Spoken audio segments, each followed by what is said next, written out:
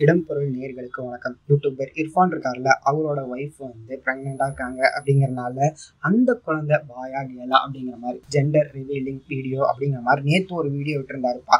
அந்த வீடியோ வெளியானதுல இருந்து ரொம்ப பெரிய சிக்கலா இருக்குது அவருக்கு.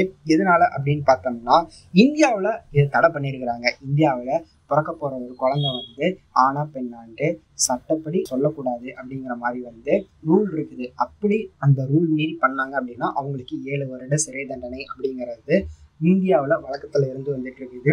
இர்ஃபான் வந்து வெளிநாட்டுல பரிசோதனை பண்ணி அதை வந்து இப்ப இந்தியாவில் ஒரு வீடியோவா பண்ணியிருக்காருப்பா. அவரோட ஃப்ரெண்ட்ஸ், க்ளோஸ் ஃப்ரெண்ட்ஸ் சர்க்கிள்லாம் கூப்பிட்டு ஒரு வீடியோவா செலிப்ரேஷனாவே பண்ணியிருக்காரு. அதை யூடியூப்ல ரிலீஸ் பண்ணியிருந்தாரு. அதை குறித்து நடவடிக்கை எடுக்கும்படி மருத்துவத்துறை சார்பில் வந்து நடவடிக்கை எடுக்கும்படி வந்து விளக்கம் கேட்டு நோட்டீஸ் அனுப்பினது மட்டும் இல்லாம அவர் மீது நடவடிக்கை எடுக்க காவல்துறையினரை வந்து பரிந்துரையும் செஞ்சிருக்கிறாங்க. 3 பேர் கொண்ட குழு அமைச்சு சுகாதாரத்துறை சார்பாக வந்து அவர்கிட்ட வந்து விளக்கம் கேட்க போறாங்க அப்படிங்கிற மாதிரி வந்து ஒரு தகவல் வெளியே இருக்குது.